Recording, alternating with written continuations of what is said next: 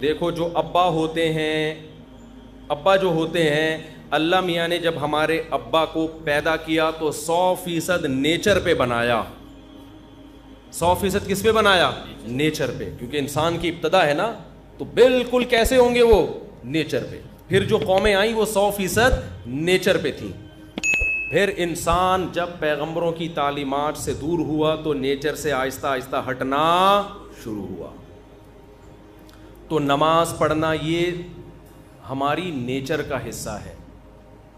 اب میں آپ کو کہتا ہوں، یہ جو میں بار بار کہتا ہوں نا، میڈیکل سائنس ایک الگ فیلڈ ہے اور مذہب ایک الگ، یقیناً ایسا ہی ہے. لیکن مذہب کو فالو کرنا اس اعتبار سے کہ آپ کی نیچر کا حصہ ہے، اور میڈیکل سائنس سب سے زیادہ فوکس کس کو کرتی ہے؟ نیچر کو. کسی بھی ڈاکٹر سے پوچھ لو، وہ کہہ رہے ہیں کہ نیچرل غذائیں کھائیں، نیچرل لائف اسٹائل ہونا چاہیے. اگر آپ نیچرل لائف اسٹائل نہیں رکھتے، جائیدادیں کھا لو، آپ کی صحت اچھی نہیں ہو سکتی. رات کو جلدی سونا یہ نیچر ہے یا نہیں ہے؟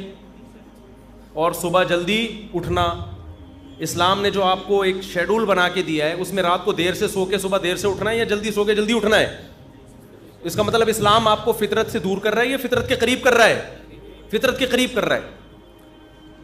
تو اس لیے پتہ چلتا ہے کہ اسلام اور میڈیکل سائنس اس اعتبار سے ایک ہی چیز کے دو نام ہیں. نہیں یہی بات سمجھ میں. اگر آپ کو اپنی صحت کو بھی مینٹین رکھنا ہے، انسان کا بچہ بن کے زندگی گزارنی ہے، ہر لحاظ سے فٹ رہنا ہے، تو آپ کو بالآخر اسلام ہی کو فالو کرنا پڑے گا. اس کے بغیر آپ صحت مند بھی نہیں ہو سکتے. تو روزہ جو اللہ نے فرض کیا نا، نماز، یہ ہماری صرف روح کی ریکوائرمنٹ نہیں ہے، یہ ہماری باڈی کی بھی ریکوائرمنٹ ہے.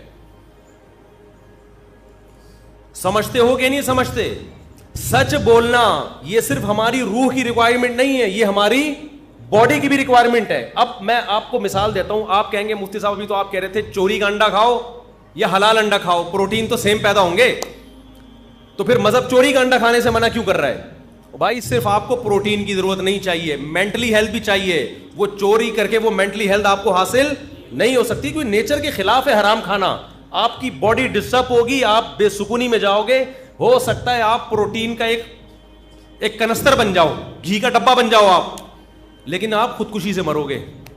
چوری کرنے والے کبھی بھی سکون میں نہیں ہوتے. میڈیکل سائنس کوئی فرق نہیں کرتی نکاح اور زنا میں، کہتی ایک سیم پروسیس ہے، نکاح میں بھی وہی، زنا میں بھی وہی.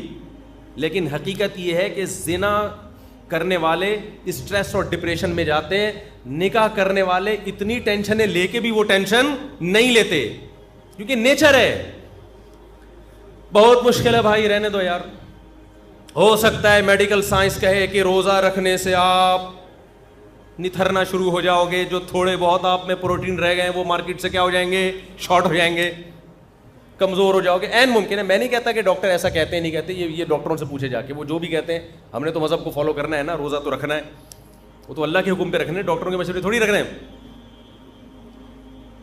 ہو سکتا ہے وقتی کمزوری ہو سکتا ہے وقتی نقصان ہو، لیکن نتیجے کے اعتبار سے نقصان بولو نہیں. روزہ صحت کے لیے نقصان دہ ہوتا تو یہ نیچر کے خلاف ہوتا، نیچر کے موافق نہیں ہوتا. پھر قرآن کا یہ دعویٰ غلط ہو جاتا، فطرت اللہ التی فطر الناس علیہا، یہ انسان کی وہ نیچر ہے جس پہ میں نے انسان کو پیدا کیا، اسلام. تو اسلام ایسی بات کا آرڈر نہیں دے سکتا جو انسانیت کے لیے فائدہ کے بجائے کیا ہو؟ نقصان ہو. تو یہ جو پھوڑنا پھاڑنا ہے نا، اتنا پھوڑ رہے ہو، یہ آپ کی صحت کے لیے نقصان دہ ہے. رسول اللہ صلی اللہ علیہ وسلم نے فرمایا بدترین برتن اللہ کی نظر میں، بدترین برتن جو بھرا ہوا ہو وہ انسان کا معدہ ہے. سمجھ میں نہیں آ رہی بات؟ اللہ کو کوئی ٹرے چاولوں سے بھری ہوئی ہو نا، فل بھری ہوئی، اللہ کو بری نہیں لگے گی. وہ کوئی دیگ اتنی بھری ہوئی ہو، اوپر تک ڈھکن ہی نہ بند ہو رہا ہو، اللہ کو بری. کوئی شاپر بریانی سے بھرا ہوا ہو، اللہ کو برا نہیں لگے گا. تون کسی کی دیگ کی طرح بھری ہوئی ہو، اللہ کو یہ عمل بہت، اب بولا نہیں جا رہا. دیکھو ابھی شادیوں کی بات کرتا فوراً چار چار پہ انگلیاں اٹھا لیتے یوں کر. نہیں آ رہی نا بات؟ سب سے زیادہ جو برتن جو انسان کا پیٹ اور معدہ ہے نا، اللہ کو یہ بھرا ہوا برا لگتا ہے، بالکل بھی اچھا نہیں لگتا۔ تو زیادہ کھانا، پھوڑنا، پیٹ بھر کے کھانا، اس سے پتہ چلتا ہے یہ صحت کے لیے مفید نہیں ہے۔ ہوتا تو اللہ حکم دیتے جب بھی کھاؤ